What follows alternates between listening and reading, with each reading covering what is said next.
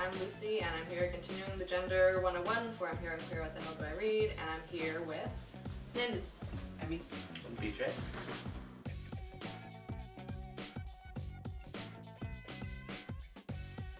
It sounds like all of us have had some interaction with the gay community in our lives, and come across instances where perhaps the T on the GLBTQ was an afterthought, at the very least, and sometimes unwelcome, and wanted to know if anyone could share those experiences, stories, thoughts, angers.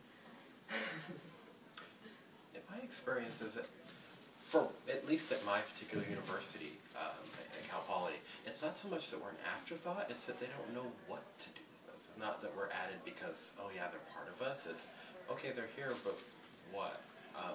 I don't think there's many people who really know much about who we are, what it is we need, what we would like. So they try and be friendly to those things, but I think they're usually pretty lost on just how to include us. They want us there, but they don't know what to really do for us, and I think that's kind of one of the issues I've come across is, not that they're not caring, just that they're like, okay, first tell me who you are, what you are, what does T mean? I've had many, many, many gay, bisexual people say, okay, so what is transgender? So for you, maybe some sort of initiative on their part to educate themselves would be a good first step?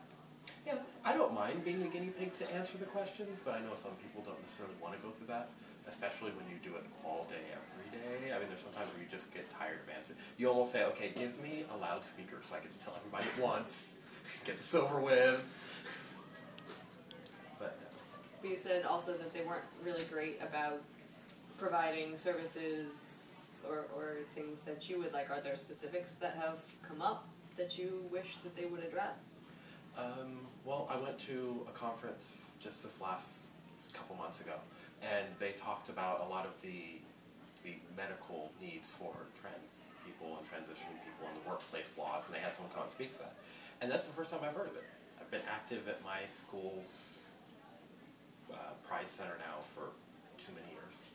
Let's just leave it at that. And it's the first time I heard some of this information, and it's kind of like, but, I mean, how many people know to find those people for that outreach to get that information to you? And I think that's probably one of the problems, is that, especially in a world where a lot of people are worried about being outed, there aren't a lot of very free and open channels for information for people who aren't on the outlying ends that just can't pass anyway. Yeah. For me, I was very fortunate to be exposed to a community that was pretty much queer, trans, youth of color collectives and groups, so I've always sort of had a choice to where I want to access myself, like where I want to do my work and where I like to create communities. So I haven't had I've chosen not to deal with with certain groups that are just not willing to listen to the community.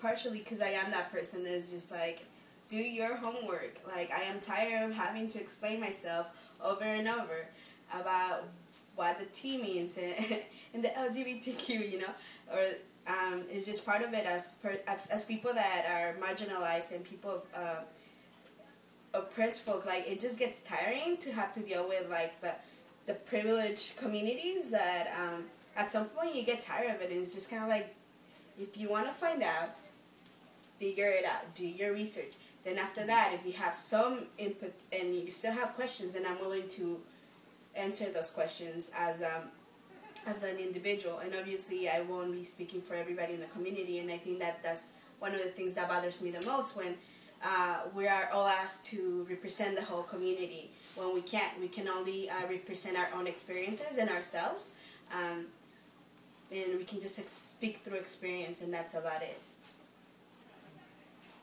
I think you come across that a lot, being in what groups will term your token tranny. They use tranny just openly because they don't know what's the difference between what, but when you're the token T, the token tranny, they expect you to explain everything for all of the trans community, even though there's, well, 2 to 3 letters that are really represented by T, depending on how you want to look at it.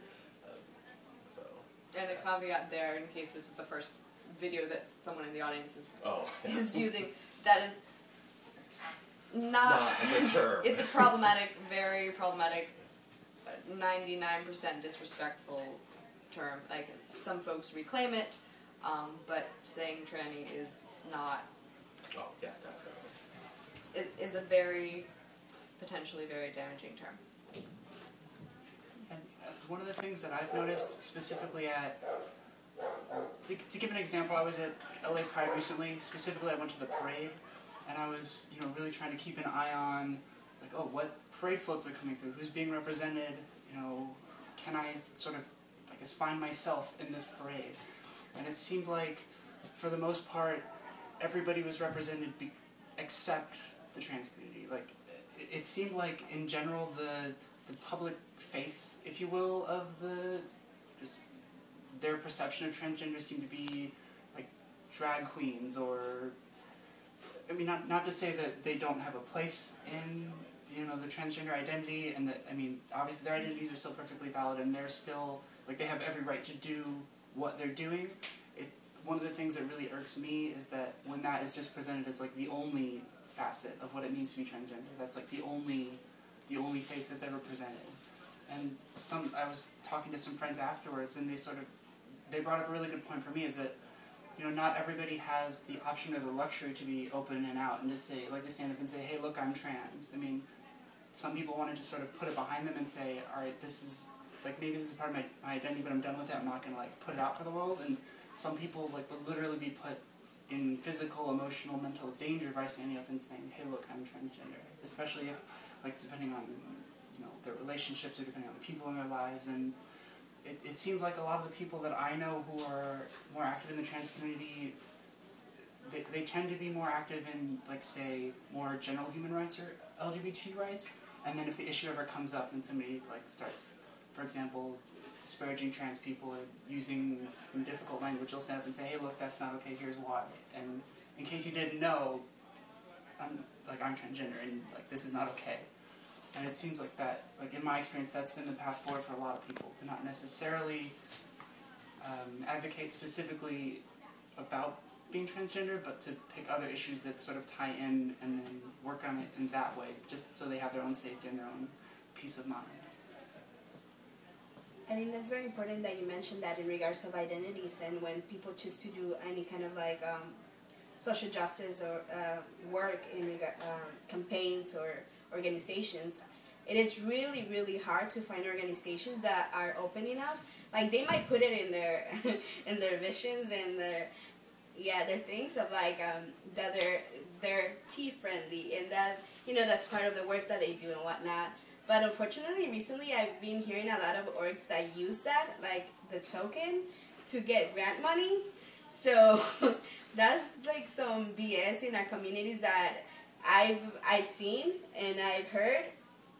So it goes beyond that, and it sucks that a lot of us have to, like, at some point break our identities into, like, pieces and fragments to try to figure out which issue are we willing to work on that is friendly enough for us to, like, be part of. And unfortunately, it's like, the sad part is, like, it shouldn't be, like, segmented. It shouldn't be, like, a decision of torn apart. Like, we should be able to work in the multi-issues that reflect who we are, because gender non-conforming and trans people in general, like, have many identities. Like, this is not all who we are, especially in the social justice movement. We're talking about a big movement, a multi-issue movement that we need to learn and how to, like, connect it and bring it together. Because by experience, and I'm sure everybody can agree, like, we're asked to, like, break ourselves apart to be able to, like, function with the rest of the, the people that are doing work. But bottom line is that people need to check themselves and figure out what work they're doing and how is that being represented, without leaving anyone behind, and without just the understanding that people that are in the lines, marginalized communities, that includes everyone that is not getting access to resources, that is not seen as a first-class citizen, like, anybody that is being deprived from, like, human rights. It includes all of us. So it is really frustrating to hear and see organizations that are doing social justice work, but at the same time are denying the opportunity to people to bring in education, bring in ways of like being held accountable. Because trans politics in a lot of organizations are just out the window, you know, and they don't like to be held accountable. So